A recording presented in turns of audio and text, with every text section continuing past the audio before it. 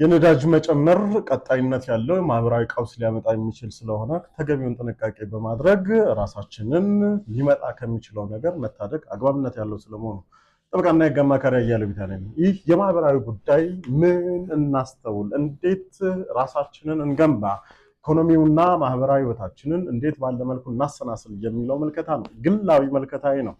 የህግ ጉዳይም አይደለም። ምክንያቱም እያየው ነው። እኔም አንዱ የዚህ የማህበራዊ እና እንዲሁም ደግሞ የኢኮኖሚ ቀውሱ ተጋላጭ ከመሆኑ አንፃር ምን አይነት መፍትሄ ብናበጅ ይሄን ዘመን መሻገር እንችላለን የሚለው ጉዳይ ላይ መነጋገሩና ሐሳብ መስጠቱ አግባብነት ያለው ብዬ አስባለሁ ማለት ነው። እያያችሁት ነው እንግዲህ የመካከለኛው ምስራቅ እንግዲህ ባለው ጦርነት አሁንም ድረስ እንግዲህ ትራምፕም እያደረገ ያላቸው ነገሮች በተለይም ደግሞ መሰረታዊ የሚባሉትን የመብራትና የውሃ ጉዳዮች ዓለም አቀፍ ወንጀል ጭምር ሊያደርግበት የሚችሏቸውን ተግባራት ለመፈጸም ዛቻ እየዛተ ነው ያለው። ይሄ ሆነ ማለት ደግሞ የበለጠ ፕሮቮኬቲቭ በመሆን የበለጠ የጥቃት የደረሰበት አካል ለበለጠ እርምጃና የበቀል እርምጃ እንዲነሳሳ የሚያደርግ ነው። ስለዚህ ከበቀል እርምጃዎቹ መካከል ደግሞ የሆርሙዝ ሰርጥ ሙሉ በሙሉ ሊዘጋና አሁን የተፈቀደው ጭላንጭል ተስፋ እንኳን ልናጣ የምንችልባቸው ነገሮች አሉ ማለት ነው።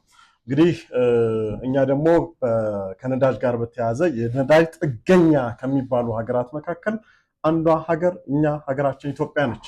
ስለዚህ ነዳጅ ዋጋ አሁን ላይ በየወሩ እየጠበቀ የሚጨምር ላይሆን ይችላል። በየሳምንቱ ወይም ደግሞ በየ15 ቀኑ የነዳጅ ዋጋ ሊጨምር ይችላል።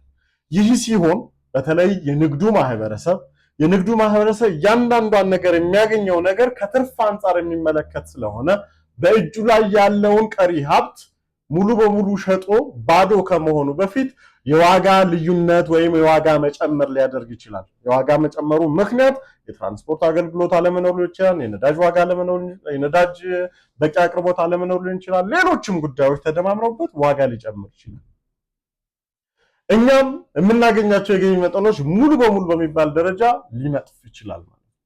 ስለዚህ ምንድነው ማድረግ ያለብን? በተቻለ መጠን በተለይ የትራንስፖርት አገልግሎትን በተመለከተ እኔ ከዛሬ ጀምሮ በምጓዝበት ቦታ ሁሉ መኪናዬ ክፍት የሆነ እንደሆነ ነዳጁ እስኪያስቆመኝ ድረስ የትራንስፖርት አገልግሎት ለተቸገሩ ሰዎች በመስጠት መተጋገዝ፣ የንግድ ዓለም ውስጥም ያላችሁ ደግሞ ሌሎች ነጋዴው ማህበረሰብም ደግሞ ከወዲሁ ሊመጣ ያለውን ነገር አስቦ ተገቢውን ጥንቃቄ ማድረግ እናንተ ተገቢ ነው ብላችሁ ያመናችሁትን ተገቢውን ጥንቃቄ ማድረግ ትችላላችሁ ማለት ነው።